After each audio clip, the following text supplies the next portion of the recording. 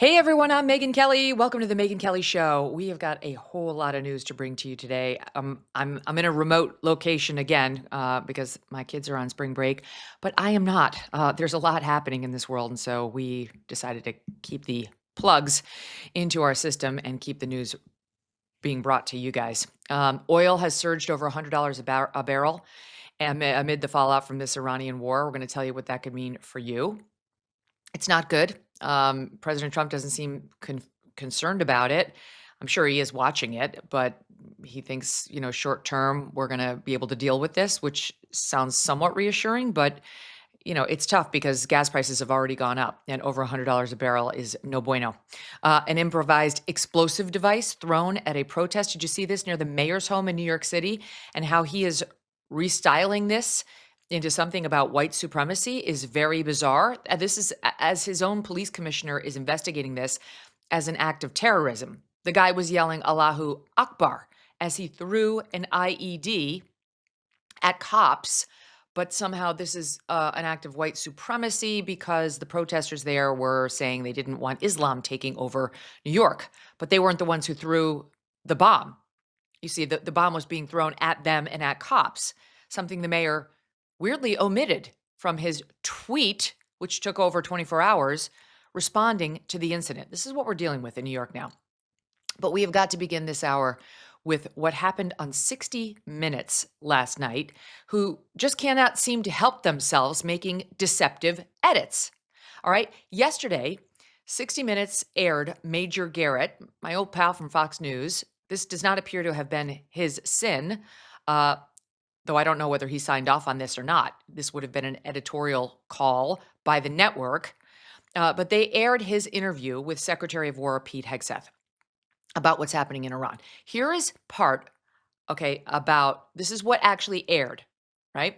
About Israel possibly dragging the United States into war. Listen, this is what was presented to the CBS audience.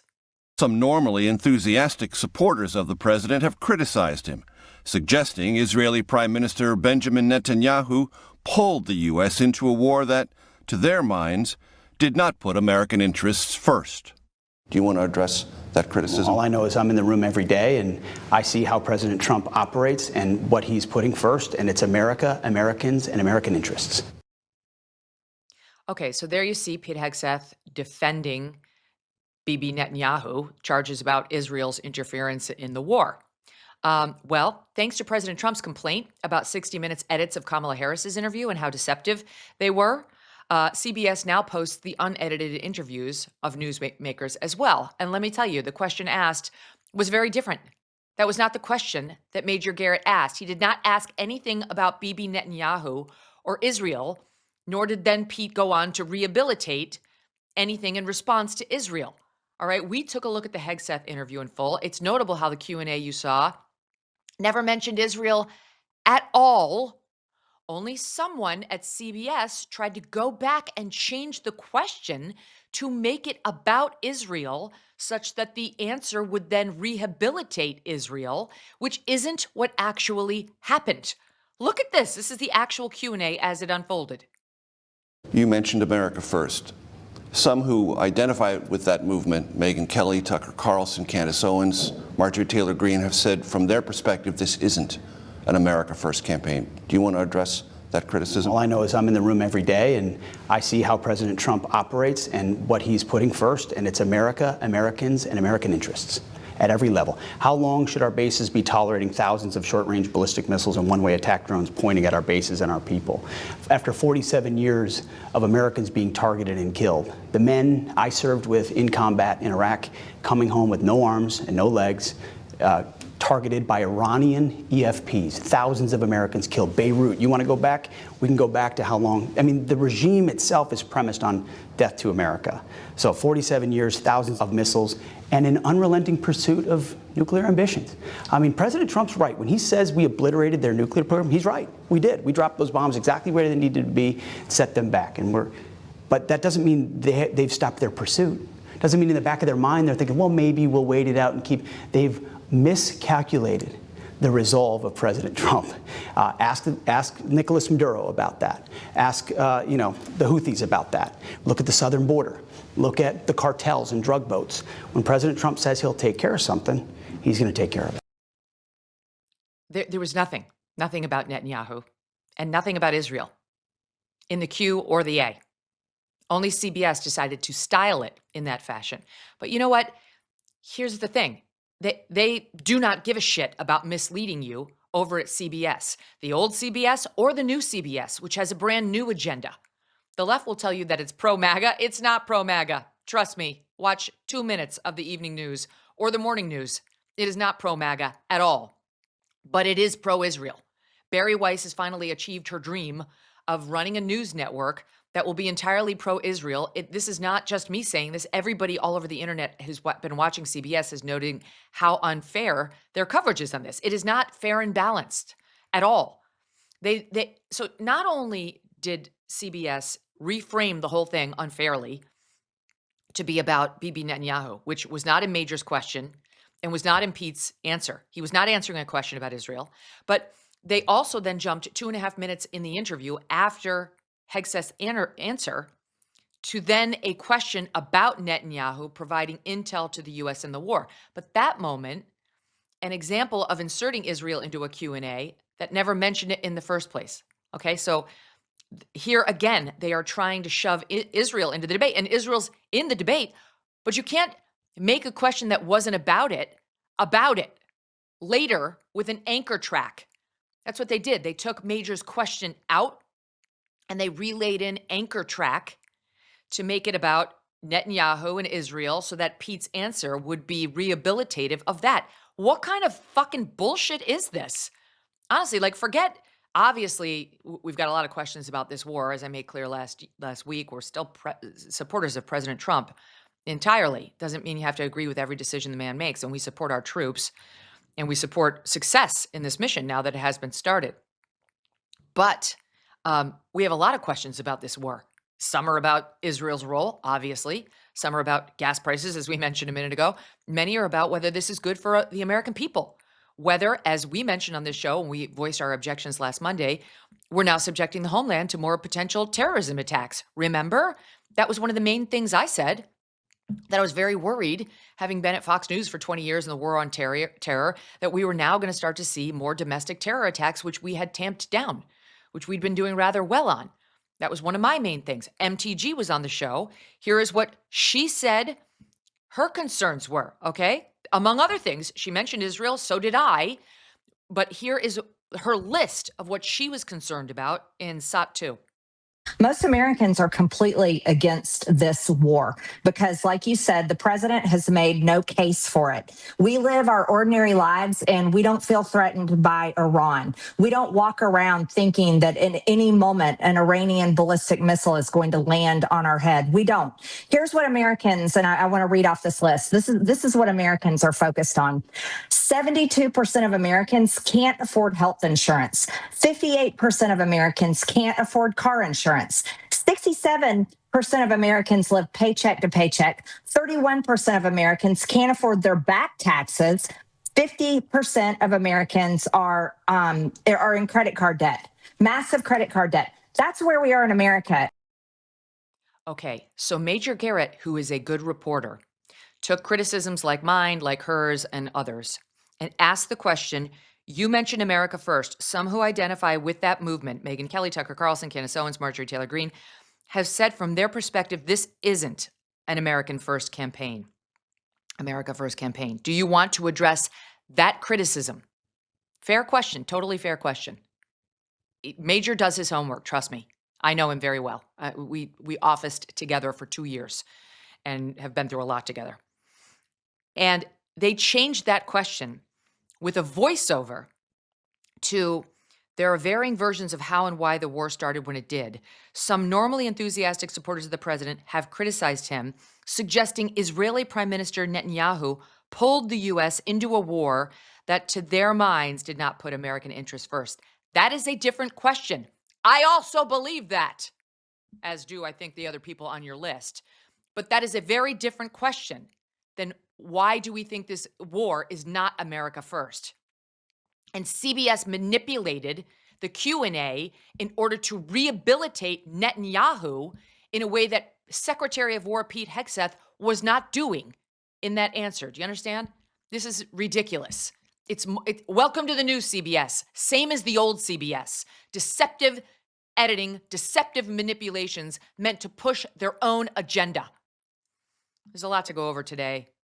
This New York City terror attack being reframed as white supremacy is yet another.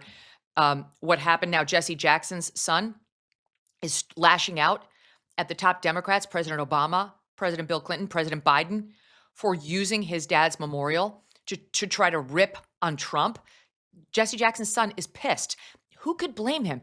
If you guys remember on AM Update after the Reverend Jackson died, I made a personal comment on there about how he was always very good to yours truly. We saw him plenty of times over the Fox News room, tenure, and he was always so cordial, so kind. He knew he was at Fox. He knew I was with Fox. Never anything but kind, supportive, inquiring about me, my family, my wellness, all that. And I believe the son when he says they did not want to make his funeral a partisan thing. In any event, we'll get to all of that. Let me bring in our guest. Stu Burguiere is here. He is host of actually, he's the host of 2 new shows launching next month. Predictable with Stu. Find out more at predictableshow.com. And the relaunched Stu and Dave Do America. Don't miss a moment. Subscribe to this show on YouTube and follow me on Insta, Facebook, and X. If you are looking to make smarter choices for your health this year, consider Riverbend Ranch. Their steaks are not only delicious, they also contain real, high-quality protein that helps fuel your body. Beef is a complete protein and contains all 9 essential amino acids your body needs to function. It also keeps you fuller for longer, reducing cravings and snacking. But here's the key. Not all beef is created equal. The quality of the beef depends entirely on how it's raised and where it comes from, and that's where Riverbend Ranch stands apart. For more than 35 years, Riverbend Ranch has been building an elite Black Angus herd, carefully selecting cattle for exceptional flavor and tenderness. All Riverbend Ranch cattle are born and raised right here in the USA. They never use growth hormones or antibiotics, and the beef is processed at the ranch in their award-winning USDA-inspected facility. No shortcuts, no middlemen, just incredible, healthy, and flavorful beef shipped directly to your home. Order today at riverbendranch.com and use the promo code Megyn to get $20 off your first order. Stu, welcome back. Dave, who's Dave? Dave Landau. He's a comedian. I realized America is a little bit too much for me to do by myself. So we're bringing Dave on to help. It's going to be a lot of fun. Awesome. Okay. Can you believe this 60 Minutes bullshit? You get it, right? I had to work extra hard at it, but you get the sin, yes? Yes, I followed along as I think, it's interesting because I think the question asked, obviously one of your criticisms might be that, but it's also they grouped you with people who have, I would say, a very wide array of complaints. Some of them smart, some of them not so smart. And it's funny, like that's an interesting way to ask that question, especially when you could have asked it directly, right? Those are interesting conversations. People have opinions on them. I think a lot of people are very focused on that right now.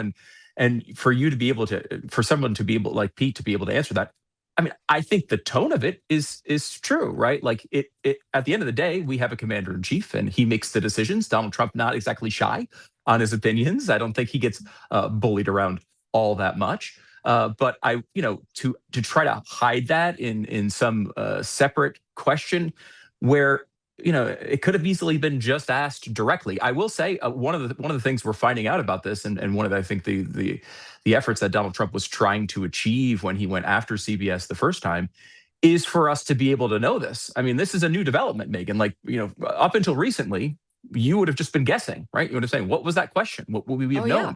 And we not would have had that information at all. So at least we stepped forward a little bit in that front. We can now look at the full interviews. I think that's a positive. But I don't understand the approach. I mean, just ask the question directly and let people judge for themselves. I mean, America First is many things. It's many things. But I mean, and MTG is basically saying she's America only. That's how she would phrase her ideology. And the original question by Major got it and understood it and captured that it was a broader thing, I think, by sticking to this isn't America first principles. Nothing about Netanyahu. That's also on the table. It's a separate question, and it would be a separate answer. That's not how they presented it. They presented the Secretary of War's defense to the question, which, by the way, was so shortened. I realize in 60 Minutes and every network news, they shorten an answer, but his longer answer was a very good answer. You may find it persuasive as a justification for the war, or you may not, but it at least was honest about the reasons were there. He mentioned for 47 years they've been bombing us. He mentioned guys who've lost limbs in the Iraq war thanks to Iranian IEDs. Like, okay, that's fine. That actually has persuaded millions of Americans and the majority of Republicans that what we're doing over there right now is just and supported and warranted. But that's not what the question was. That's the problem. You cannot take a question that wasn't asked about Bibi Netanyahu and insert an answer that was responsive to America First principles. It's fucking unethical. Major knows that. CBS knows that. Barry Weiss knows that. So what that leads me to conclude is she's pushing an agenda. And we do know she's heavily involved in these 60 Minutes review sessions. We learned that when she spiked the report on CCOT. And there was a meltdown within 60. This is not cool. And they ought to correct the record because that is not what he responded to. It's infuriating because right now, I don't know about you, Stu, but like the media is impossible at the moment. You've got the pro-Trump outlets that are like Fox that are completely running cover on everything around this war, cheerleading it entirely. Then you've got like the New York Times and other outlets that hate Trump, that see everything in the least favorable light to the president. And even I, as a critic of the war, I'm not so critical that I would rely on the New York Times, right? Like, I'll look at them, I'll look at everybody, but it's very hard to find information that you really can trust, right? Because our president definitely tries to manipulate the media, like every other president we've had. And the media is trying to manipulate its audiences like full bore right now on all fronts. So it's been a challenge getting information. Yeah, the media's in a really difficult position right now. I mean, they've been talking to us for a very long time about how we have to be more involved in something like Ukraine, for example. And now, because President Trump wants to be involved with Iran, they kind of have to take the opposite position and say we shouldn't be involved in these conflicts. I mean, it's a complicated world. Have some sympathy for them, Megyn. This is really hard to figure out on a day-to-day basis. You have to oppose Trump, but you have to. I mean, this is just what they're in the middle of. And I think President Trump. Like I think you hit on something there, which is the debate. And I think it's an interesting question here because it's much broader than how you feel about Israel. Like you might think Israel's the greatest country on earth, and they're totally justified. I think if I was living in Iran, in Israel, and I was an Israeli talk show host, I would be pretty convinced that Iran was a real threat to me, and taking out someone like the Ayatollah would, I think, be pretty justified. We certainly, I think, have an argument, as Pete was making there, as well. But the line here, and this is something that I don't think it's a place I would have been 20 or 30 years ago, because, going through the Iraq situation had me rethinking things a little bit on this front and sort of trying to set out that dynamic of justification versus necessity, right? Like, I think we have a really good argument that taking on Iran is justified. What Pete's saying was true. Like, they really, outside of our direct there's scores to be settled. There are. I mean, there's heavy reporting on the potential of them trying to take out multiple officials here in the United States, including Donald Trump and John Bolton, two people who can't stand each other these days. You go back and you look at, of course. I mean, I did deep research. I want you to know. I went back and watched Argo with Ben Affleck, Megyn. Yes, I did. And in that movie, that Hollywood wanted you to make sure you understood that Iran was bad, so they were on that side. I don't know. I go back and forth on this. By the way. Freaking great movie. It's a great movie. It is a great movie. It is a great movie. Ben Affleck is incredibly irritating, but that was a great movie. It really is. But you remember, there's a long history. And what's interesting about that history, 1979, I mean, Donald Trump's, I think, 33 years old when this all goes down, somewhere in that area. Like this is, as he's becoming, an adult and building his business empire, we're kind of just starting to become aware of him as a national figure. This is the story, right? This is the story at that time. And Iran has a long history of murdering Americans. This is not just a thing. This is not like, oh gosh, this is some country. This is a country that outside of our direct wars that we've been in has killed more Americans than any other nation state. They did They're this always on the during other side. Yeah, Always. exactly. This is so we have real justification, I think, to have a massive problem with this country. The question, though, and I think this is where I got with Iraq when we were in Iraq initially. I mean, people forget they were firing at our jets on like a daily basis before that war started, and that is a justification, absolutely, for us to be able to go to war. The question, though, is it a necessity at that time? Can you find? I think it was an opportunity. The question was is it a necessity with Iran? And an opportunity. I have no love for the Iranian regime. I am happy the Ayatollah is not there anymore. I really hope this turns out really well. But if we go to an expanded situation where this lasts for a long time, questions wind up becoming problems quickly, and it's hard to back out of that stuff. And that is the sort of thing I think a lot of Trump supporters believe we wouldn't get involved in. And perhaps we're not. We're only a week or so into this. Perhaps this is he's got a more limited effort and mind.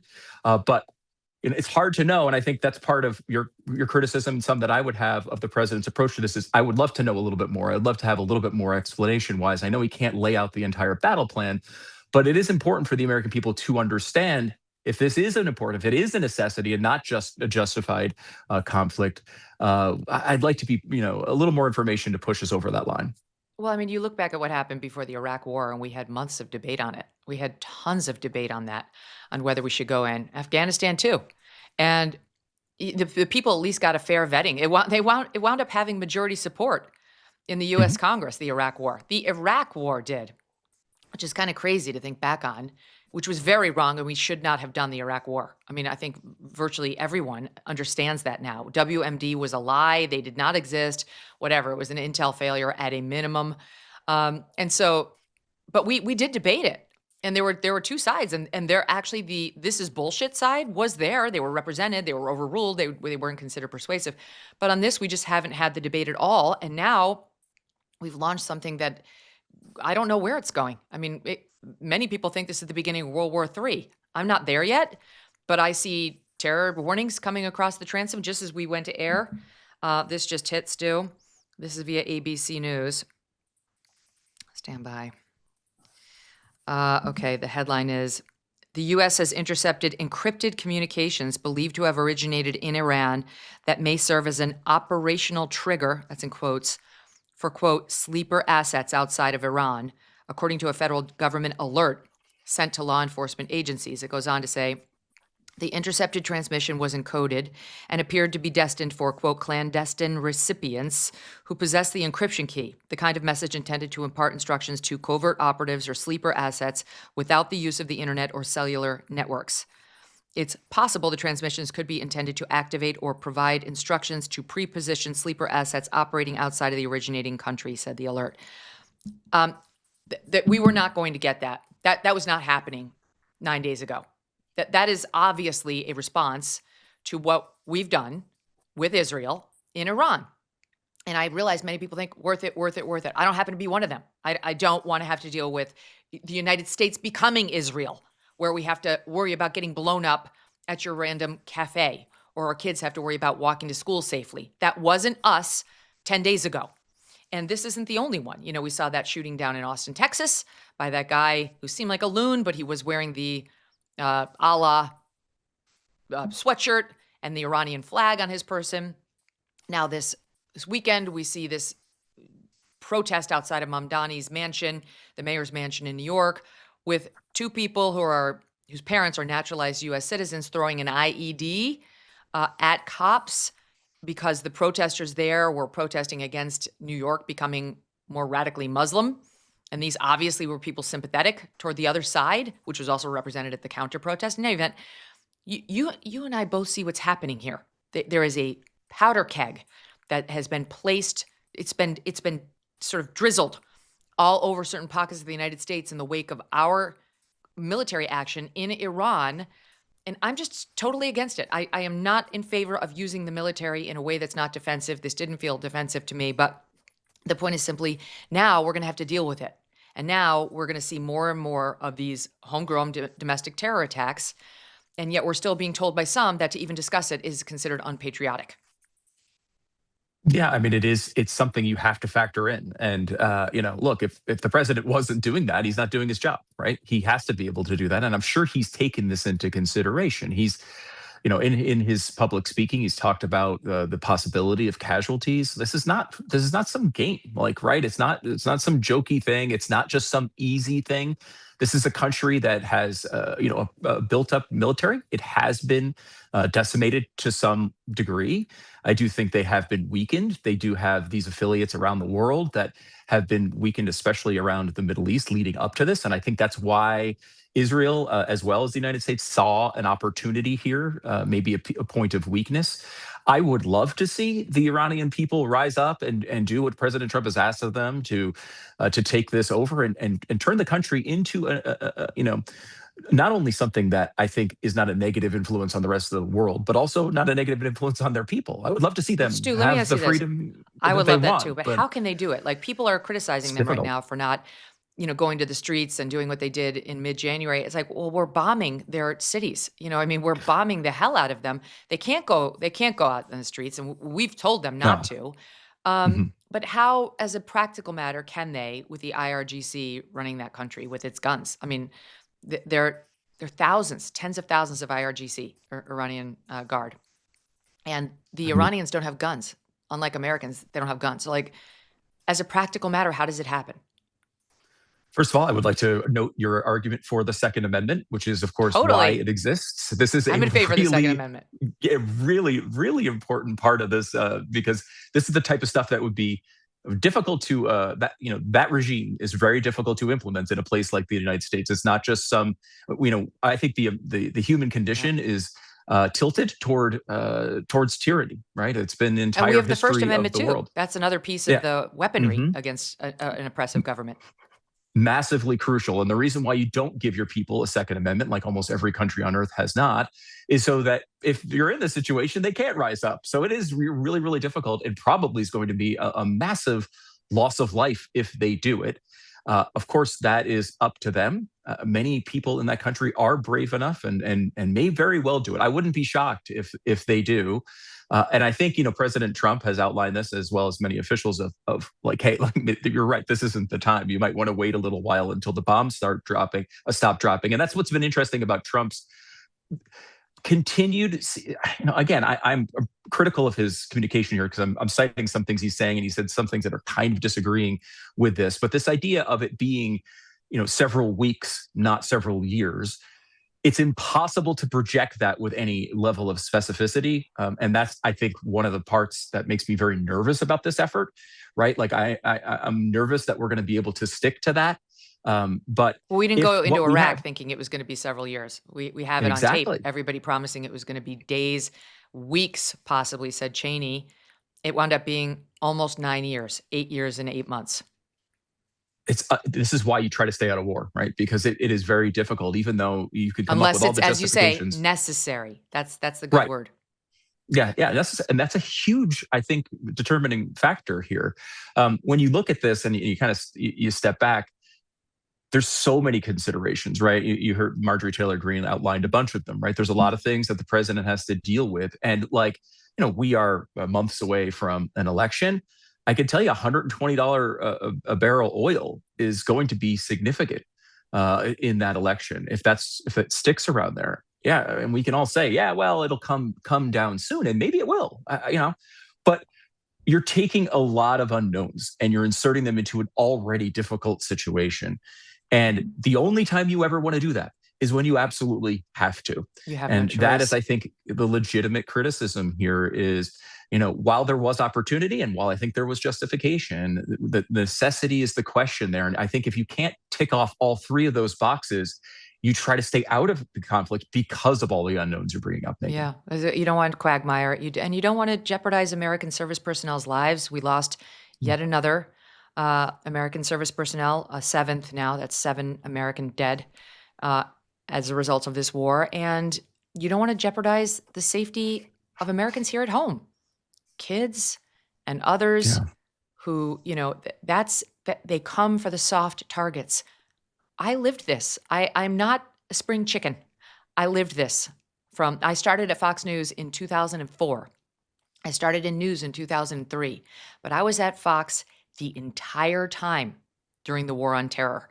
And we did all the things that people want you to do as a Republican, to support the war, support the president, put the casualties in context, give the president the benefit of the doubt and his emissaries when they say things like they're a WMD. I did it all. I did it personally. And I'm just not prepared to do that again. I have an enormous dose of skepticism around all war messaging and around all war in a way that I did not before, because I lived it and I watched Americans have to deal with it on the homeland time and time again. No one thinks that our armed forces cannot defeat Iran's. Of course, obviously, we have the greatest, bravest, and best military in the world, bar none. It's a question of what they will do in response, like attack our adversaries and effectively turn them, yes, against Iran. Of course, they're already against Iran in the Middle East, but also against us for not defending them adequately, for not getting enough interceptors over there to protect them against the missiles, but we don't have enough. That's why President Trump was meeting with the defense contractors at the White House on Friday, but they don't turn around fast. It's not easy to make these things, and it's also extremely expensive. And their ability is like that of ISIS and Al Qaeda. It's homegrown terror attacks. It's things like that ABC News report, which, we do need to worry about. But we'll get to that in a second, because there's more warnings on the domestic terror front. You said it's not a game, and I agree with you. And I don't think President Trump sees it as a game at all. I think he's taking it very seriously. However, one of the main people in his ear seems to think it's like a game, and that is Lindsey Graham, who is a villain in this whole thing. A villain. Listen to him over the weekend.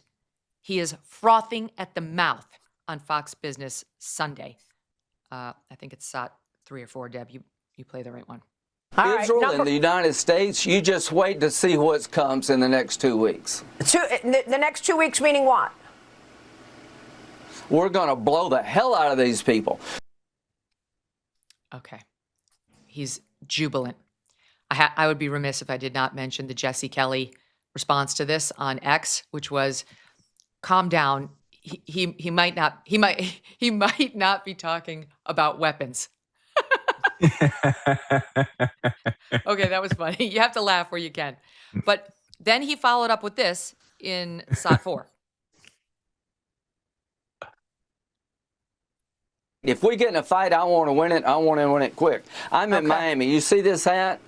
Free Cuba. Stay tuned. Yep. The liberation of Cuba is upon us. We're marching through the world. We're cleaning out the bad guys. Iran is going down, and Cuba is next.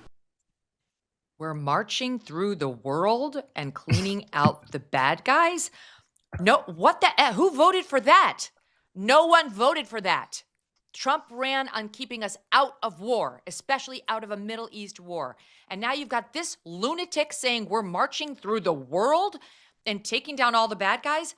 No one elected you to do that.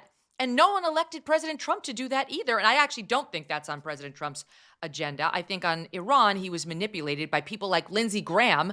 And I know that thanks to the Wall Street Journal that did a deep dive on it being Lindsey Graham, General Jack Keane, and my old pal Mark Thiessen from Fox News, who were primarily in his ear pushing, in addition to Bibi Netanyahu, pushing for this war. But your thoughts on Lindsey Graham and his messaging there, Stu? Well, Megyn, it's been known for a while that Lindsey Graham sucks in every way imaginable. I'm not a fan of him, and one of the worst parts about Lindsey Graham is he's not the senator from Vermont or Maine or Massachusetts. Like, we could actually have a good Republican senator from South Carolina. We could get one elected. We've done it before. Could do it again. I don't understand the whole Lindsey Graham thing. He seems to be a one-issue guy, which is continually pushing for this sort of international involvement in every way possible. But yeah, it's constant with him. he is who he is. He's been pretty consistent on this. I mean, he ran for president as a one-issue candidate, right, to push the United States towards these types of arguments. So I guess I'll give him points for consistency. But that's not where Donald Trump has been. Trump has been, fighting against this for the entire time. I mean, this has been, he has not. He's been, he hasn't been anti-war. I don't think that's fair to say. I think he doesn't like war. He doesn't like that sort of involvement. But he is interested in having the United States have an influence on the world. I've been workshopping this, and why not roll it out on one of the biggest shows in the world? But tell me if you think if I have anything here. One of the arguments against U.S. involvement around the world, kind of from a more libertarian perspective over the years, has been this idea that we don't want to be the world's policeman. And that is like something I think is an inaccurate way of phrasing what they were criticizing, which was really like more like the Iraq War and more like getting involved in everything everywhere and putting up shop for 10, 20 years in a country and trying to nation build. And the world's policeman got summarized to that. In a way, it feels like Trump, in a way, has actually embraced a more specific example of being the world's policeman. He does seem to want to get involved in a lot of these things, but quickly. Like a police officer doesn't come in and set up shop in the hallway of an apartment building for 10 years, right? Moves in with you. They come in, they deal with the issue going on, and they get out and give you a chance to live your life. I mean, what happened in Venezuela is really an interesting example of that, right? Maduro was, again, very justified that we would have a problem with him and be involved in that situation. He saw an opportunity and went in there, took him out. And, I would much more prefer a different leader there than Delcy, who I think is terrible. And likely the second Trump's out of office is going to be back to exactly who Maduro was. But, he seems to be okay with taking care of an issue and then stepping back. And that gives you maybe some hope for what we are going to see here in Iran. The problem Stu, with this, of course, you know as well ahead. as I do that they just elected the Supreme Leader's son to be the next Supreme Leader, who is more of a hardliner than the dead Ayatollah, who's more radical, more hardline, more anti-American, more anti-Israel, and more pro-nuclear. That's the problem with getting rid of these evil leaders in foreign countries. You never know what you're going to get. Now, Trump's answer is to say, he didn't specify about this guy, but he basically said, we're going to kill anybody who we don't agree to as Iran's next leader. I mean, that's quite a promise. Maybe the president will live up to it. But I also worry about the Trump administration. I worry about the Trump family. I worry about the next president, because assassinating a foreign country's leader has consequences that will last generations. I mean, we really have no idea how long that will be in the head of our enemies and how badly they will seek retribution for it. But I mean, if we just continue assassinating leader after leader in Iran to pretend that's not going to have any consequences is folly. Yeah, I mean, Iran's learning that in a way, right? Like they wanted to take out President Trump, and they're finding out that that's not wasn't a good idea. And I think it makes you very nervous, right? And that's the problem here. I mean, when I say like I hope President Trump's approach and his kind of outward position of this being limited is the direction we go. We have to acknowledge that he's not the only one with a voice in that, right? The new leader of Iran has a voice in that as well, and he might not want it to end. He might not want it to be a 4 or 5 week operation. He might consider putting terror cells in the United States for years and years and years to come. Now, luckily, we have a little bit better control of our border than we did in previous times, but it's impossible to stop all of this. We know they're that already the lone here, wolf, Stu. they were already here for years, as we were complaining about years and years and years ago, Megyn. You go back to the post 9/11 days. One of the big concerns we had was how many people from areas like Iran were crossing the border and coming into this country. There's plenty of people here from Iran that are not involved in that, but there have been people who are illegally here who are likely to be sleeper cells. We've had many reports over the years that intelligence shows there are people here. So we don't know how this blows up, right? And like most people, if this regime is able to stay in power, meaning the sun sticks around, or there's some Islamic extremist regime that sticks around, they're not likely to forget this and just say, pragmatically, we're in trouble here. I guess we should do whatever Donald Trump says. Like, this is And much look, more look at how the ideological Secret regime. Service has had enough trouble protecting President Trump. There was a very near miss at Butler, Pennsylvania. What happened Multiple. at Mhm. his golf course was not reassuring. Yes, they found the guy with the rifle, but many of us still wonder how the guy with the rifle got so close to the president and was lying in wait for hours and hours on his property with a gun sticking between the fence. And then Secret Service shot at him and missed repeatedly. He got away. They tracked him down after, but I mean, I'm just saying, like, I don't think we should. It would be much better, and any security guard protecting you as a public official or even figure will tell you that the main goal is to protect you long before the bad guy ever gets within your radius, right? It's monitoring the online threats, making sure the security perimeter around you is fortified and all that. And while, we have not been great about doing that for Trump. Hopefully we're getting better. But Trump has got a very big family. Trump has got grandkids. He's got kids. He's got, it's just, we're playing with fire here. And so to your point, I want to be better convinced that this was a need. It was a must do. And I am not convinced of that at all. I don't see myself getting convinced of that, though I continue to talk to supporters of the war because I want to know both arguments, and I want my audience to hear both arguments fleshed out, and not just my opinion. But Lindsey Graham, he's got to go. By the way, an interesting question. So Lindsey Graham at least is disclosing, to his credit, the amount of times like he lobbied the president and went to Netanyahu, and I'll get to that. I do wonder whether it's been disclosed that these other Fox News contributors were in the president's ear and actually making the case to him over and over, because we spent a lot of time on this show ripping on people over on MSNBC, like the historian, what's his name, John Meacham, for writing President Biden's speech for him and then going on MSNBC and praising the speech. So if you were a key advisor to President Trump, pushing him to get into this war, you cannot go out on the airwaves of Fox and just act like a random pundit supporting it.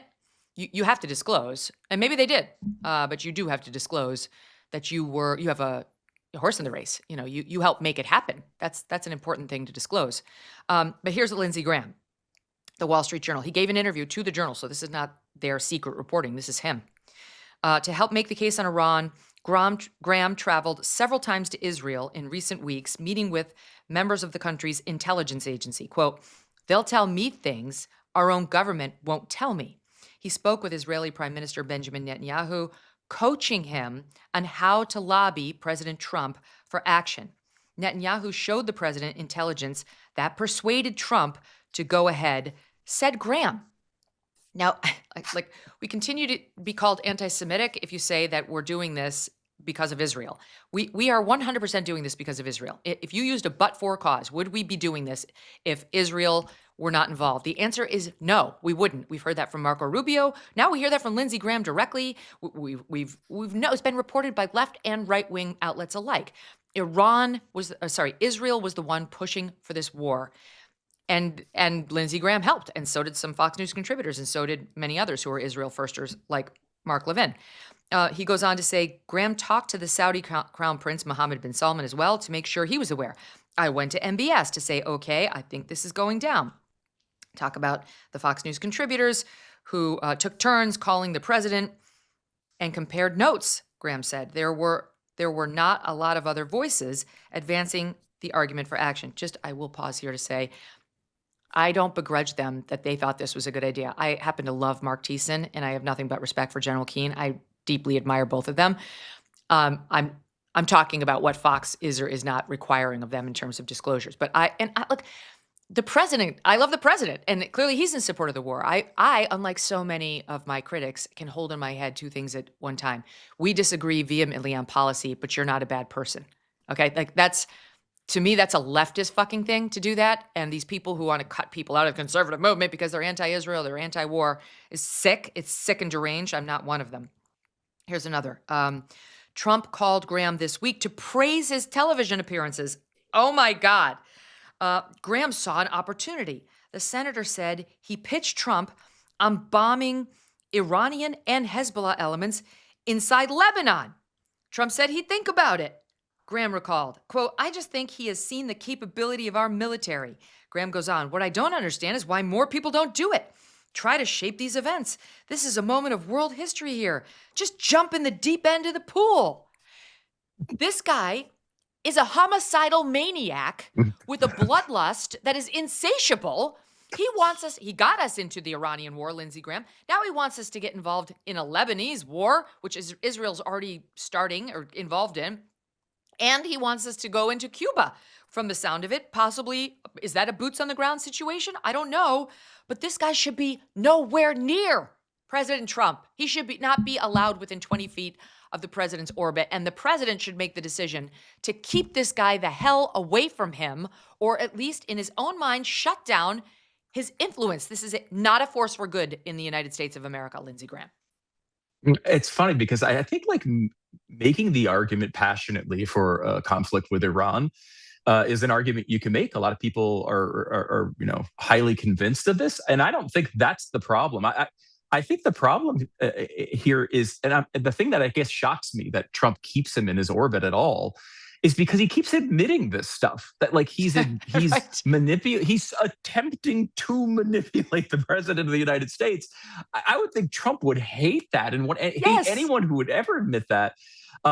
Because for example, Megyn, you're passionate about a lot of things. I'm passionate about a lot of things. If you went to President Trump and you talked to him about, an issue about, men playing in women's sports, and you were able to convince him to influence him in some way to pass a bill that brought some sanity into that world, there'd be no problem with you doing that. There's no problem with you doing that. There's no problem with Lindsey Graham, in theory, making an argument about what he thinks is right.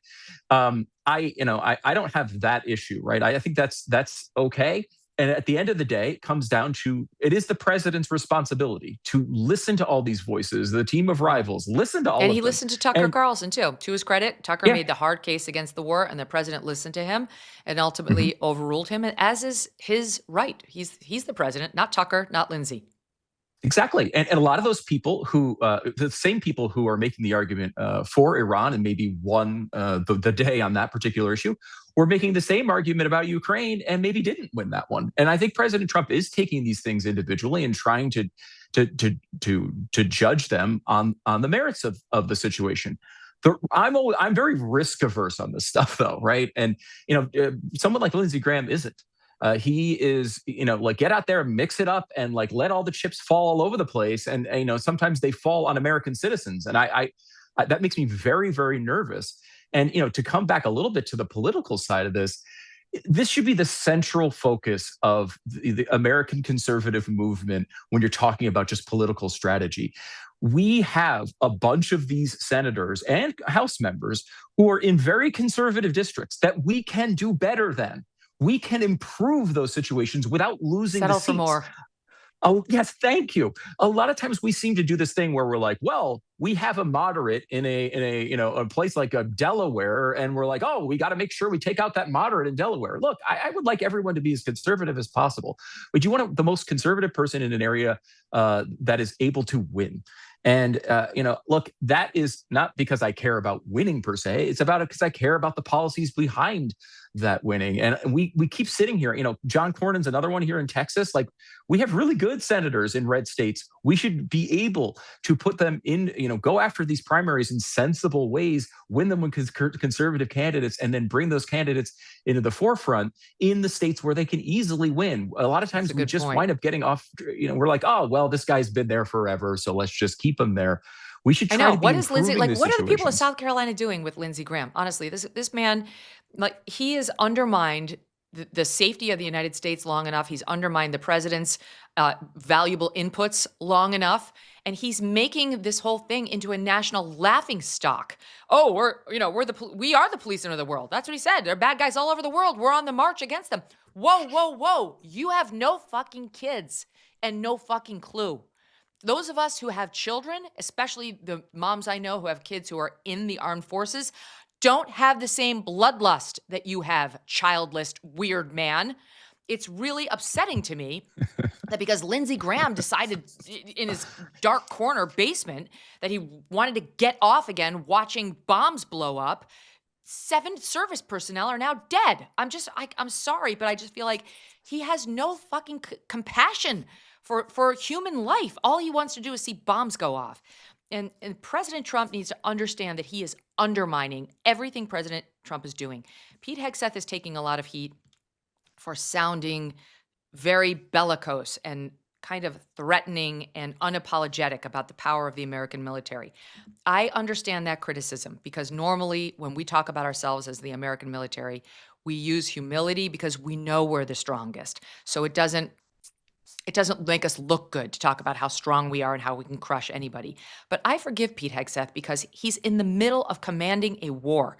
President Trump, too, is in the middle of, he's the ultimate commander. But President Trump Secretary of War Pete Hegseth is running this military operation at the top with the chairman of the Joint Chiefs. And of course, he's in a certain mindset right now, and he needs also to worry about comms, communications. And so that's where he's coming at it from. Lindsey Graham is inexcusable and should not be allowed back on television. Period. Never mind in office. Stand by, quick break, back with Stu. He's here for the whole show, which we're lucky to have. Let's talk about what's really happening right now. New data shows that financial stress is at an all-time high for some. Many Americans are at a breaking point. Debt maxed out, no extra money, no room to breathe. And some people are running out of options. Listen, if debt has been weighing on you, you are not alone. And when it comes to debt, waiting usually makes it worse. Interest piles up, minimum payments keep you stuck, but you do not need another loan or bankruptcy. You need a strategy. This is why I want to tell you about Done with Debt. They build a smart, personalized plan around you. They know what it takes to get you the biggest reductions possible. Whether you owe $10,000 or much more, Done with Debt has one clear goal: lower what you owe, so you keep more of your paycheck every month. Start with a free consultation. It takes minutes. You share your situation and find out what's possible. You don't have to stay stuck. Go to donewithdebt.com. That's donewithdebt.com. So just one final note on Lindsey Graham. I do find it interesting because after all the guff he's been getting from, it's all over the right wing. It's not just the people who have questions about this war. It's like he's been being universally panned as a deep problem when it comes to becoming a face of the administration. My God, Trump is too smart for that. But there is now a report that in the wake of him getting criticized for his bloodlust, he pushed back slightly on what Israel is doing in Iran. Namely, they're targeting the oil depots, and doing that, the fuel depots, has led to black oil rain coming down on Tehran on the faces of babies and children and civilians who are complaining about their lips sore, raw. They feel like burns, feels like diluted tear gas in the air, eyes irritated, headaches. God only knows what the toxic fallout of this is going to be for the Iranian people whom we are trying to help. Let's not forget, we're trying to help the Iranian people. It's the regime with whom we have a problem.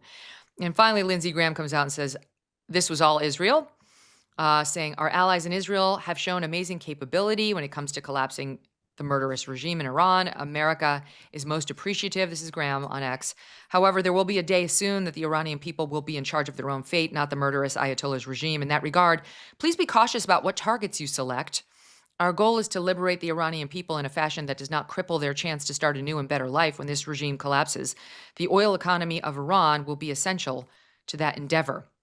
Yashar Ali, who's an Iranian-American, writes, you know how badly you have to mess up to get Lindsey Graham, who gets his preferred pornographic material from drone strike footage instead of OnlyFans, to say you should be more careful, making the point that the Israelis have gone too far. They've gone too far. There was a report that a desalinization plant had been hit, which is deeply problematic if true, because now you're talking about the water supply to the people, and that's an absolute must for life. Never mind for wellness.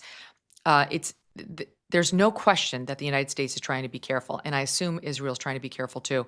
But that's a massive mess up to cause that situation in Tehran to the point where babies are getting showered in oil and toxic gas fumes. That's not okay.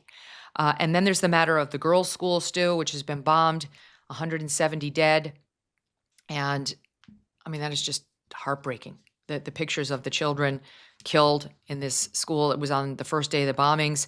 Now the Wall Street Journal is reporting that they believe that the intel suggests it was the United States. Pete Hegseth has said we are investigating, and President Trump in an interview said he doesn't believe it was us. Laura Ingraham of Fox News, among others, saying if this was us, we need to own it and we need to apologize. There's zero chance the United States would ever intentionally hit a school of children. Zero. We do not do that kind of thing. But there is a possibility that we did it inadvertently, as the Wall Street Journal appears to be reporting. The point is, there's fallout to war, and it's ugly, and it's heartbreaking, and leads me back to the same place, which is let's declare this a win and get out. The Ayatollah's dead. Many in the top of the regime are dead. We've given Iran a fighting chance to fight for its future. I don't know. Somebody's going to have to help them with guns, because the IRGC is not just going to roll over at this point from the look of it. Maybe it's not us. Maybe it's somebody else, ideally, but some bad things are happening. Okay, let's get to what's happening in New York. So now, in the wake of all this, I want to spell out what happened. This group goes to Gracie Mansion in New York City, outside of Gracie Mansion, which is where Mamdani is living, and where all New York mayors live. And they started a protest. Hold on, I'm trying to look for the name of it. Here it is. The Stop the Islamic Takeover of New York City protest, and Stop New York City Public Muslim Prayer. 20 people showed up. Okay, so it's a small thing. There's a group of people who they don't like the Muslim takeover in New York as they see it, and they're out there protesting. Jake Lang was one of the participants. He was front and center during the Minneapolis protest too. He was arrested for J6 prior to that. The New York Post, which is not biased against conservatives, writes that he is a conservative right-wing influencer. That's how they describe him. And he was definitely there and part of that group. Then the counter-protesters showed up. They called their group Run the Nazis Out of New York City, Stand Against Hate. I think the Nazis are the first group, in their view, who are opposed to, the Muslim call to prayer being broadcast 5 times a day in New York. And they had about 125 protesters. So they had way more, 5 times as many or so than the other side. What happened? 2 protesters from the counter-protest, from the Stop the Nazis rally, shouted Allahu Akbar and tossed 2 homemade devices into a crowd. An IED filled with nails that failed to go off. And now we're getting the police commissioner, Jessica Tisch. Is this cut, Deb? Commenting on it in particular. Yeah, I think we have this. And let's listen to the police commissioner describe what they've discovered so far.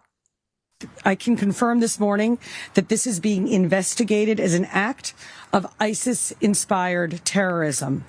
I can also provide some additional information building on my remarks from Saturday evening. At that time, we were beginning to conduct preliminary analysis of 2 devices that were ignited and deployed earlier that day. Preliminary test results determined that these were not hoax devices nor smoke bombs.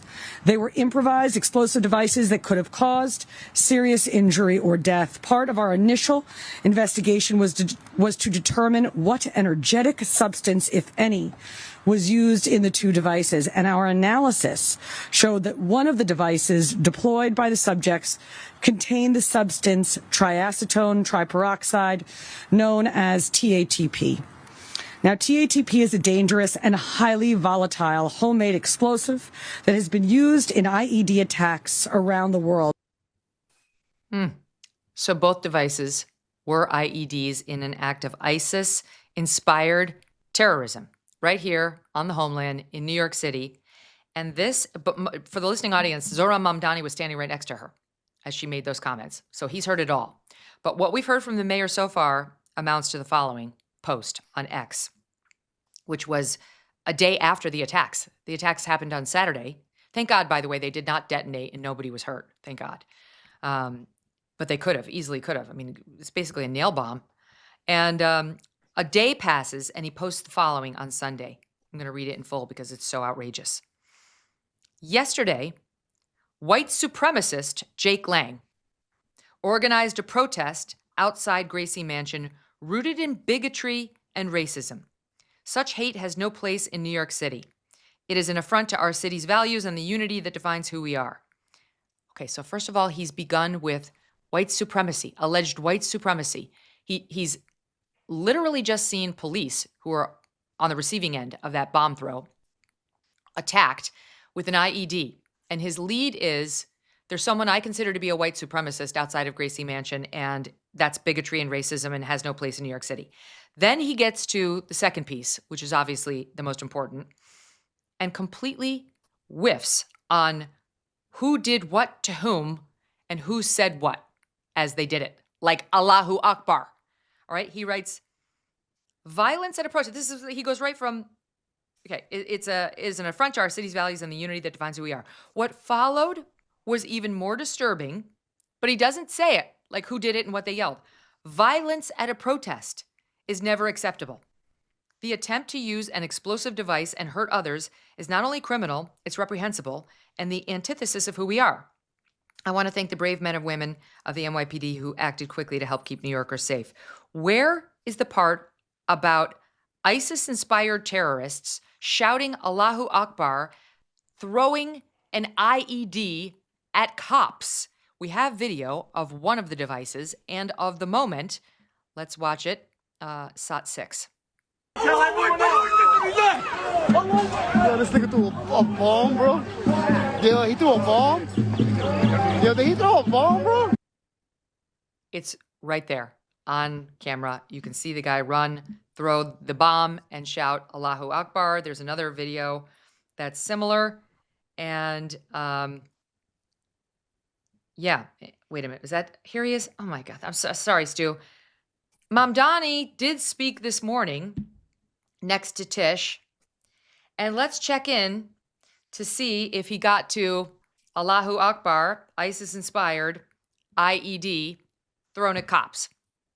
On Saturday, a protest was held outside Gracie Mansion, where I live with my wife, Rama. Neither of us were home at the time. This was a vile protest rooted in white supremacy entitled Stop the Islamic Takeover of New York City. I'm the first Muslim mayor of our city. Anti-Muslim bigotry is nothing new to me, nor is it anything new for the 1 million or so Muslim New Yorkers who know this city as our home. While I found this protest appalling, I will not waver in my belief that it should be allowed to happen. Oh my God. And then he went on to say the following. Many of the counter-protesters met this display of bigotry peacefully with a vision of a city that is welcoming to all. But a few did not. Two men, Amir Balat and Ibrahim Kailumi, traveled from Pennsylvania and attempted to bring violence to New York City. They are suspected of coming here to commit an act of terrorism. There is video of these two individuals throwing two devices toward the protest. No, nothing about an IED, nothing about Allahu Akbar, and nothing about the cops being on the receiving end of those devices. He can't bring himself to say it, Stu. And to deny what that was actually about is to endanger everyone in New York City. Yeah, I mean, I don't know about you, Megyn. I'm very concerned if there's someone throwing devices into crowds. Are people getting hit in the head with iPads? Like, I don't know what. Thank you so much for your specificity there. You know, it's funny too. I mean, I don't know anything about the group that was protesting there initially. I mean, I see, you see how the media is treating them, and I have no idea who they are or what they believe. But the speech part of it is the part that we defend, not the other side of it, not the side of people who are throwing bombs into a crowd. And I will say it's understandable to be confused in a moment like this. You have apparently the side that hates Jews and is being violent is the Stop the Nazi movement. That's we're supposed to believe the people throwing bombs into the crowds are the Stop the Nazi movement. It makes you really like, what side am I on?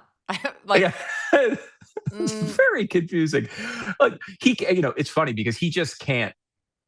this is a core tenet of who Mamdani is, right? Oh, yeah. Mamdani has a lot more in common, as we've seen many times, with the people who were protesting the protesters, shall we say? He's not mentioning Allahu Akbar because those are his favorite words. Yeah, right. He didn't mention the names initially as well, because the idea is, oh gosh, well, there's a bunch of Nazis in the street. And, for a long time, and this is a sentiment that Mamdani himself on social media has sort of shown against both, people he sees as Nazis, but also even police officers back in the day, that it's kind of like okay when bad things happen to them.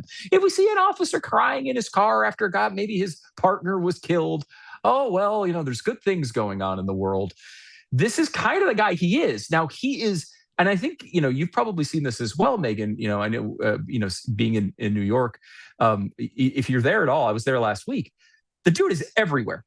He is on every billboard. He's in every cab, constantly talking to you with that stupid smile of his. He makes Kristi Noem look shy. Wow, because that takes some doing. And you're right. He's everywhere, and this is a strategy for him, is to take a guy with beliefs that are way out of the mainstream, even for insane New Yorkers. I can say this: I was born in New York. Even for insane New Yorkers, he's way out of the mainstream of that group, and he thinks he can kind of paper over that with a nice big smile, as long as he smiles enough and is like, hanging out with kids and laughing at what they say at the kindergartners. People will go along with what he believes. The core of him is dark. I mean, this is a guy who believes really terrible things.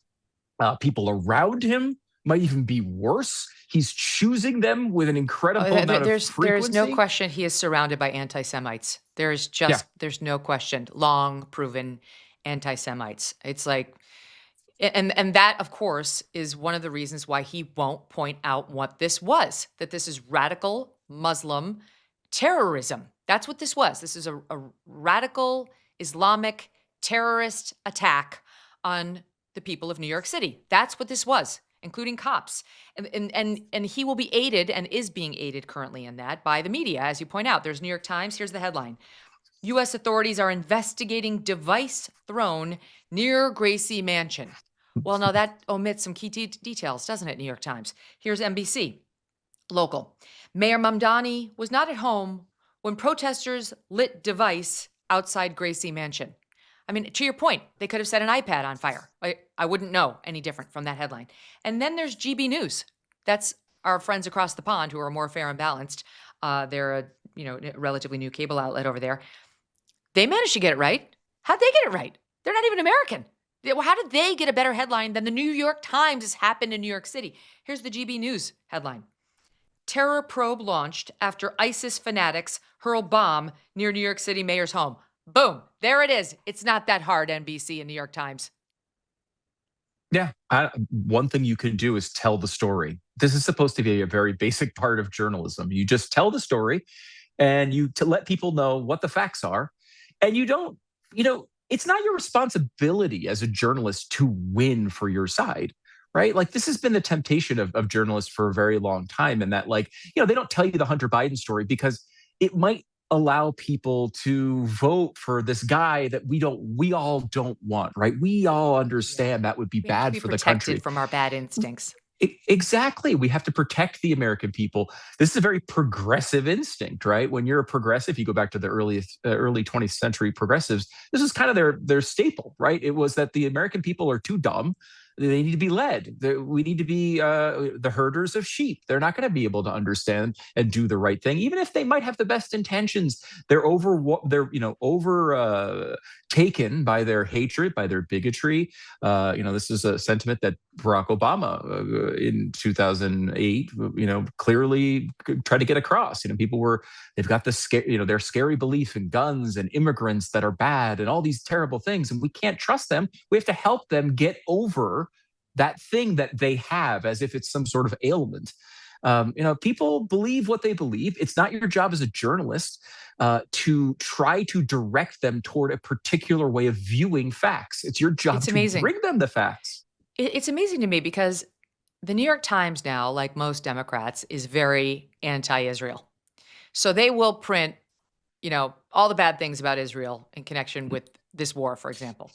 But 2 minutes spent looking at clearly ISIS-inspired terror in its own hometown, and it's a mystery. What they posted over the weekend, their headline over the weekend after it happened, after it was determined that these were bombs by the New York Times or by the NYPD. And by the way, like Tish, the police commissioner, she didn't make any bones about it. Like she talked about how trying to find the concoction. She said, this mother of Satan is what the New York Post reported. She described it. She said sports drink bottles filled with triacetone triperoxide, or TATP, you heard her reference it there in today's conference, a substance favored by terrorists and known as Mother of Satan, which is so volatile that it typically does not require a fuse to go off. That was already known, was already being reported that these were bombs, and this is what the New York Times originally went with. Smoking jars of metal and fuses thrown at protests near mayor's house. What would be another word for smoking jars of metal and fuses with a bunch of self-igniting Mother of Satan chemicals inside, Stu? I'm just trying to think. Can you think of anything? Okay. The lengths they will go to. It's just absolutely incredible. It's like, we have a circular piece of dough with tomato sauce and cheese on top of it. What's another term for it? They got a bunch of pizzas. Totally. I don't, and there's no need. I don't know that this fools people. I think there might be a part of this that allows their audience to get over the hump of that their side is doing things that are terrible, right? Like, instead of, when it's easy to call anyone related to Donald Trump a white supremacist without any thought, right? Because they, are against affirmative action or something. They're a white supremacist. And like, their audience never will really question that. Obviously, if you don't agree with us on these issues, you're bad, you're a Nazi, you're a white supremacist. With their side, like, when there's things like the word bomb is like really hard to be on the right side of it, right? Like, especially out in a domestic context, right? Like, if you're talking about throwing a bomb into a crowd, there's almost no way to present that as the right activity. So they just try to dismantle it. Really, like, dismantle what occurred. Make it seem like it's either an iPad or a jar with fuses, and maybe it doesn't sound as offensive. I don't know. They know their audience better than I do, I guess, because to me that wouldn't help at all. Like, I would see right through that immediately, and I would see through it on our side. They're on this. The New York Times is on the side of the ISIS throwing device, the ISIS device throwing people. I just think. They're, at some level, they've always been more sympathetic to them in recent history anyway. Once they're not in favor of Israel. So they're like, okay, and they're certainly not in favor of white supremacists. So they're like, okay, yeah, these are bad people. And we're on the side of the counter protests. And because it was two of the so-called counter protesters, AKA terrorists here, they're confused on what to do. It's like, wait a minute. We're kind of more sympathetic to their side, but they threw bombs, so that's bad. Maybe we can downplay the bomb right into being not a bomb, and this not being about Allahu Akbar or ISIS. That's why, like, back to my point, you're gonna have to buckle up until this whole Iran thing is over, because the media, they don't know what to do, right? Like, they're all over the place. They're against Israel, so now they're pro domestic terror attacks. Like, not it, New York Times. Try again. You can have questions about the war and still say terror at home is bad. Work on it. Try a little harder.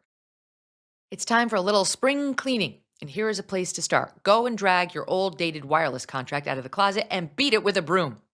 Then freshen things up by switching to Pure Talk, who gives you unlimited talk, text, and plenty of data for just $25 a month.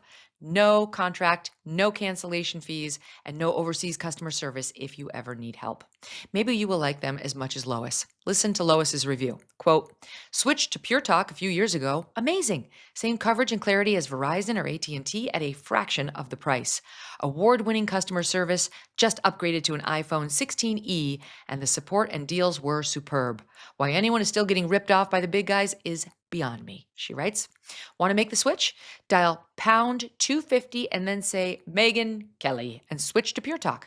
Dial pound 250, say Megyn Kelly, and you will also save 50% off your first month. Our sponsor, the Electronic Payments Coalition, says Washington politicians are always getting in your wallet, and now they're messing with your credit card. They say your credit card and the security it offers are under attack, and that Senators Dick Durbin and Roger Marshall want to change the nation's payment system to benefit corporate megastores like Walmart and Target at the expense of everyday Americans. Credit cards can keep your payments secure and provide rewards that families use to help make everyday purchases more affordable. The Electronic Payments Coalition says the Durbin-Marshall mandates would let corporate megastores cut corners on credit card processing, routing transactions over cheaper, untested networks with weaker security and fewer protections. Find out more at guardyourcard.com and consider telling Congress to guard your card. There was an interesting exchange on Bill Maher over the weekend. He had Shifty Shift, Adam Schiff, senator now, on his show, and Maher, I guess Adam Schiff didn't really listen to Maher's monologue because Maher is in favor of the war. He's not in favor of ground troops there, which Trump continues to leave open as a possibility. Please don't do that, President Trump. Please don't put American boots on the ground in Iran. But in any event, okay, he's not in favor of that, but he is in favor of the conflict, of the war. And he set up a trap, Maher did, for Senator Schiff, which was very interesting. Watch this. This statement from the administration: the president had the constitutional authority to direct the use of military force because he could reasonably determine that such use of force was in the national interest. That's too vague for you? Totally vague. Okay, because that's from Obama. How good is that? I mean, when the shoe was on the other foot, right? It's all these Democrats were defending President Obama and his use of the military, his use of drones. They had no problem. Only now, I'm like, I have no patience for the whole "this is illegal and Trump can't do it" argument. That bullshit. Where were you when Obama was droning American citizens? Just take a seat, right? But like, what the Democrats are doing to the president here is nakedly political, and I don't believe, out of deep concern for what's best for the country. It's so transparent. I mean, it's difficult. It really is a confusing world out there. I grew up my entire life thinking of Democrats as the ones who had their prominent politicians go on their honeymoons to the Soviet Union. And then all of a sudden now I'm supposed to understand that they really don't like Russia, and anyone who agrees with Russia are the bad guys. This stuff flips on a seemingly daily basis these days. And they can't keep track of it because there's no principle behind it, right? Like it's great. So much. It's great to watch somebody like Bill Maher catch one of them. Oh, that's so satisfying because they didn't have any of these feelings. They had none of this stuff back then. It's like, this is why I don't, part of the reason why I started the Predictable Show, you mentioned it earlier, predictableshow.com, it deals with these prediction markets that are kind of a new thing. And one of the things I really love about them is they have a way of cutting through all this nonsense, right? Because people are putting their money, they're putting their money where their mouth is. And most people won't put their money for something that they don't actually believe. Yet we put people on television constantly that are just tossing things out there that are totally at odds with what they said on TV 3 weeks before that. It drives me absolutely nuts. And I think that's a real problem that we have. Like, they have made a decision. They do have a principle in the media, which is they don't like Donald Trump. That principle, we sometimes describe it as TDS, allows them to constantly be at odds with him, even when I'm critical of Donald Trump for changing his argument. He might make two arguments, and I say, wait a minute, you said this last week, and you said this week. They somehow are disagreeing with him both times. See, this is why I like Rand Paul so much. I really like him. He's one of the few lawmakers who I really actually respect. It's not that I agree with all of his politics at all. I don't. Some of them, yes, and some of them, no. But he knows who he is, and he votes accordingly. He votes according to his conscience and the policies that he thinks, like his dad, that he thinks are actually important for America. And President Trump can't stand that he can't be pummeled into submission, and I get it. And he's frustrated a lot of Republicans being the holdout, but I respect it. As an independent myself, I respect that he's like, this is what I stand for, and I got elected because I have these principles, so I'm going to stand by them. It's very rare. Much more common is the Adam Shifty Schiff, playing right up to his name in that position still, like playing right to his name. Very shifty, depending on who's doing the absolutely terrible thing that he can't stand. for the listening audience, sitting on the set with Shifty Schiff was Shifty Don Lemon, who was there to be lionized by Bill Maher. This is the love-hate we have with Bill, where he completely gives Lemon a pass on his behavior inside that church. And I think we have a little bit of that. Let's watch. And there's things going on in this country. I try to keep up with the news, and and they said you were stood in close proximity to the pastor in an attempt to oppress and intimidate him. That's some powerful bullshit there, isn't it, John?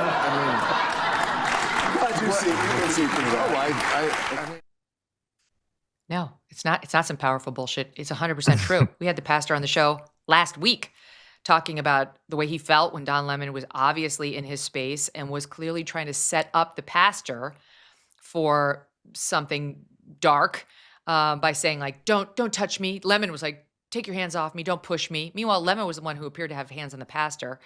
And Bill Maher, as is so often the case when it risks embarrassing a Democrat, did not do his homework here, Stu. Yeah, it's funny. I mean, Bill Maher is an interesting guy. He's somewhat similar to Rand Paul in some ways, in that, like, he has a well-developed ideology that he's believed for a long time, and I think is arguably pretty consistent with it in this particular case. And I think, honestly, the same thing with the Middle East is just Bill Maher can't stand religion. Like, just generally does not like religion. He's written books about it.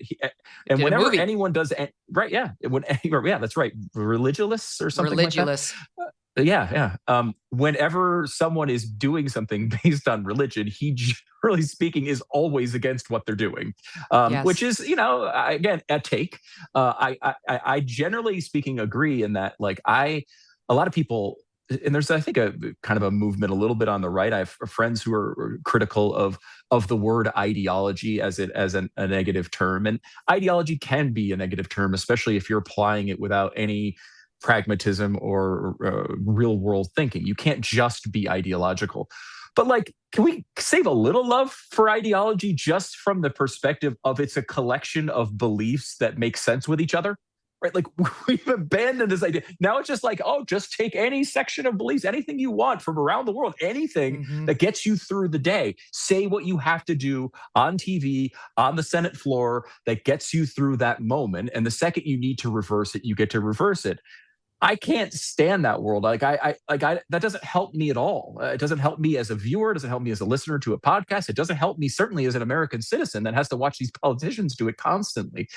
So I'm with you on that. I like the people, more like Rand Paul or Bill Maher, who, even though I totally disagree with Bill Maher on the issue of religion, I can still watch his show and get something out of it. I know where he's coming from. I don't watch his show, but I watch the clips. Yes, me too.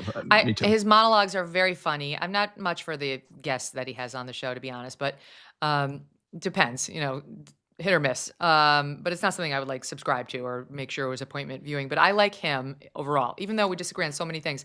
I like him. I think he's very clever, and I think he plays a very important role in our national dialogue.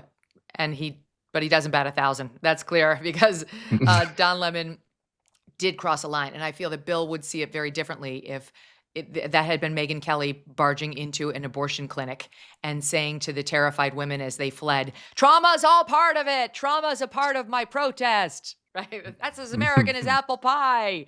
He would see very clearly how that was very wrong, and that is not me acting as an independent journalist or a journalist at all. Okay, let's keep going. I mentioned at the top, the Jesse Jackson funeral happened.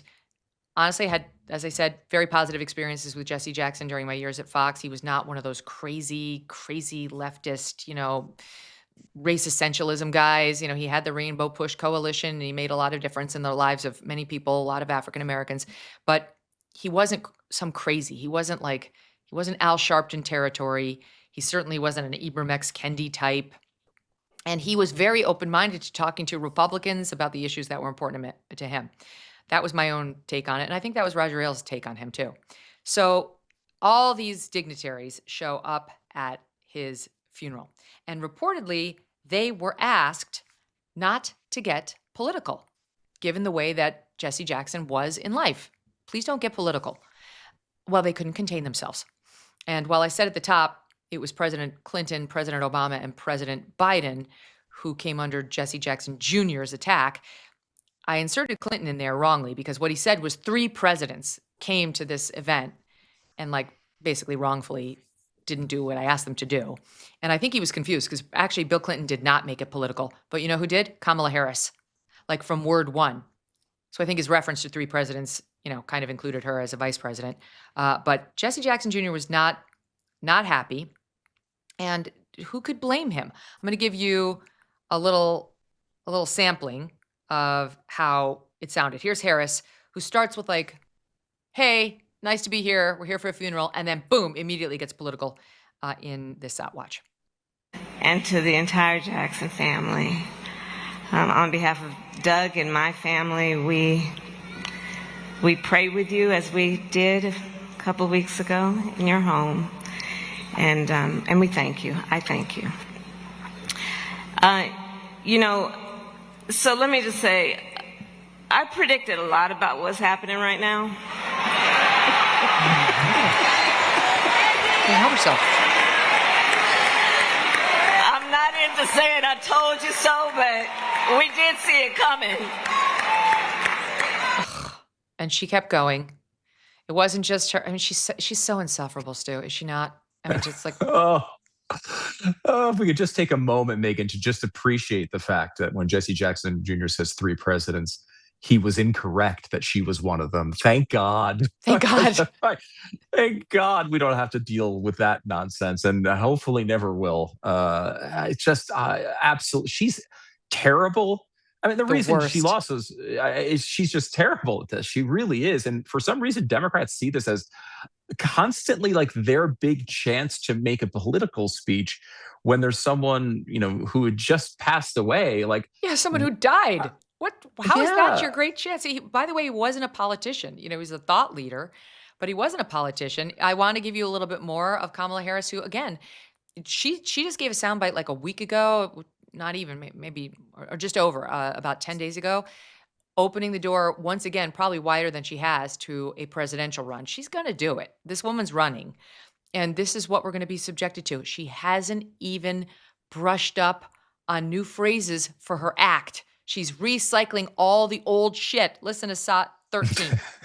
To understand, as has been said, the beauty that comes after the storm, when we see what is possible and what can be unburdened by what has been. That was a Jesse Jackson pin from those days. And just a beautiful example of his determination, his sense of humor, but his ability to see what can be unburdened by what has been. Okay. Twice the duality in the same of it. speech. It's the duality of it. In that, if you were to take out the Venn diagram, Stu, she has no new lines. It's unbelievable. Especially because that in particular was something that everyone criticized. Everyone made fun of her. That criticism had to have gotten to her at some point, I would assume. Yes.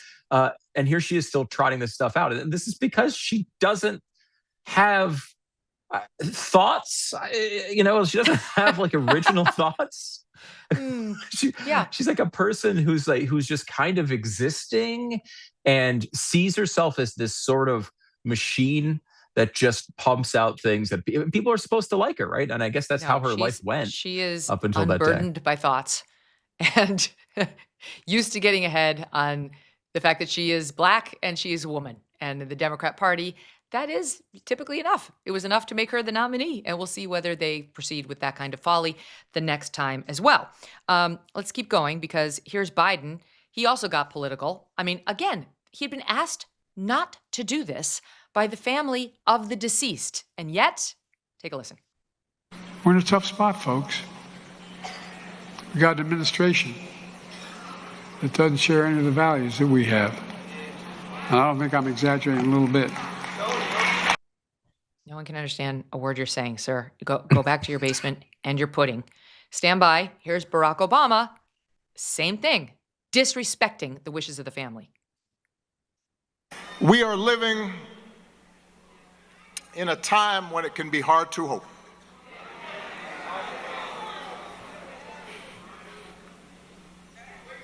Each day we wake up to some new assault on our democratic institutions. Another setback to the idea of the rule of law. Everywhere we see greed and bigotry being celebrated, and bullying and mockery masquerading as strength. It may be tempting for some to compromise with power and grab what you can, or even for good people to maybe just put your head down and wait for the storm to pass. But this man, Reverend Jesse Louis Jackson, inspires us to take a harder path. So what is that? Is that just hubris of these three to overrule the grieving family on what they wanted? Of the three, I give Biden a little bit of a break there in that he looks like he just climbed out of a casket to make the speech. I have no idea if he has any idea what's going on. He's clearly just reading whatever his team wrote for him. Yeah, it's just, that's not a positive situation for a million different reasons. Before we move on from Biden, though, because I do need to add this addendum of his remarks here. To your point, SOT 12. If I told you all earlier when I was a kid I had a cleft palate or a club foot, none of you would have laughed. But it's okay to laugh at stuttering. I'm not being critical of you, but think about it. It's the one place where people think you're stupid. Oh, really? I'm a hell of a lot smarter than most of you.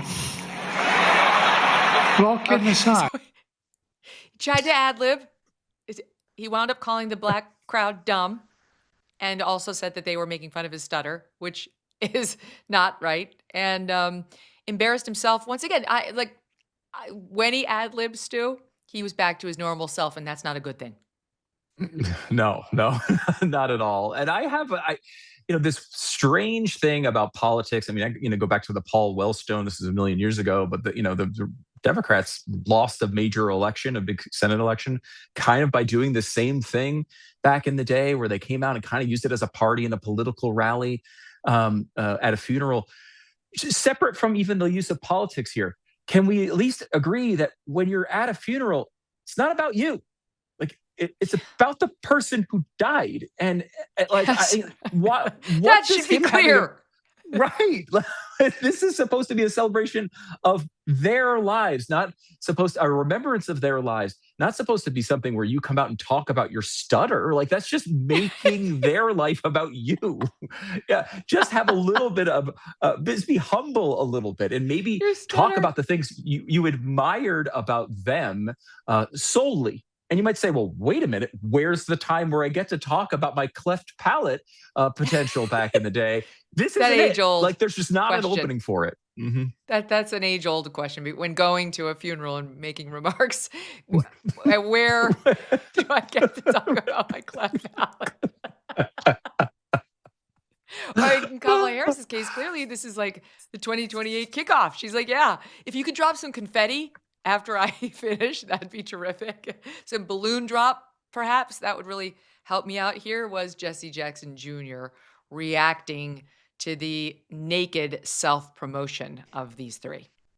Yesterday, I listened for several hours of three United States presidents who do not know Jesse Jackson. He maintained a tense relationship with the political order, not because the presidents were white or black, but the demands of our message, the demands of speaking for the least of these, those who were disinherited, the damned, the dispossessed, the disrespected, demanded not Democratic or Republican solutions, but demanded a consistent, prophetic voice that at no point in time ever sold us out as a people. And it speaks volumes about who the Reverend Jesse Jackson was. Wow. That's pretty bold. They all showed up and they all spoke at the at the funeral, and yet the son was not having it, Stu. Yeah, I mean, I love the comments, and of course, I don't know. I've been to funerals. I've never been to one that's anything like what Democratic politicians always do. So I don't understand how any of this works. I mean, I don't even understand like why are they even speaking? Why?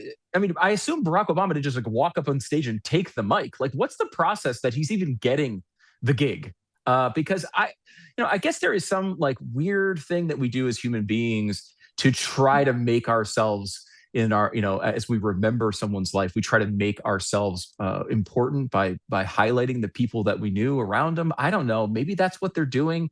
Hey, he knew all these presidents, and they'll speak nicely of him, so that will, I guess, improve his standing. I mean, I would assume as a reverend, that's probably not how he looked at the world, or at least not how he tried to look at the world.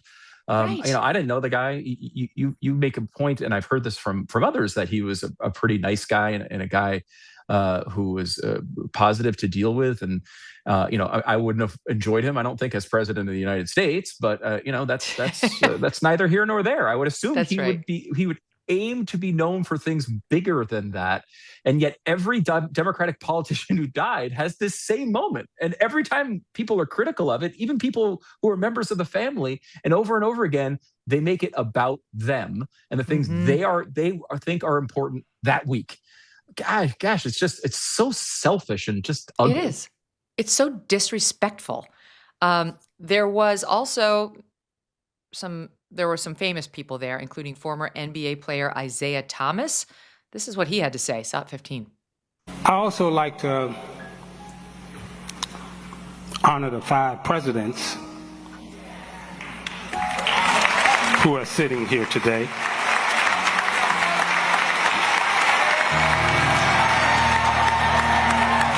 President Harris,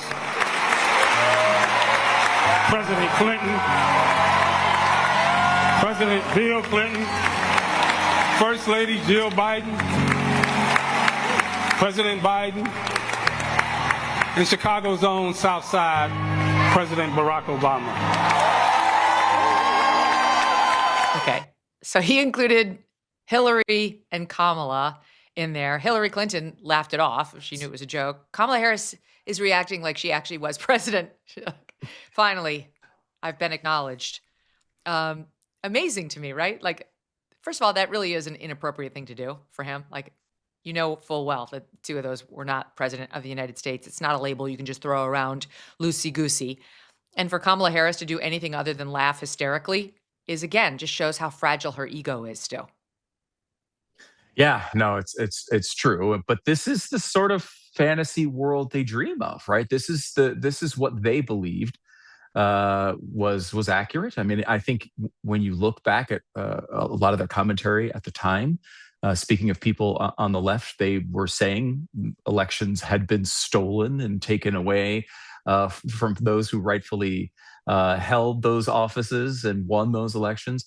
That is the kind of fantasy world they live in. They think that this is real, and they think anything to do with Donald Trump is illegitimate. I mean, Hillary Clinton herself has used the word illegitimate how many times? Oh, yeah. Well, that's another thing Bill Maher tried to tell me wasn't true. And it was true. And he learned about it on the Megyn Kelly show. Because, to your point, some live in this bubble. All right, I only have a short time left, but I wanted to get this in before we go. Speaking of petty and inappropriate, President Obama has announced the date for the opening of his absolutely ugly, awful presidential center, his library. This is MS Now on Saturday. Listen to this. It's Valerie Jarrett, who is his top emissary and remains so. SOT 18. And so I'm just wondering, Valerie, is President Trump invited? Well, as I said, this is really a chance for us to celebrate with the people who joined President Obama on this journey, the ordinary people who did the extraordinary things. So no, but I will say, I hasten to add that after we open to the public, should President Trump want to come and tour the center, President Obama would be delighted for him to do so.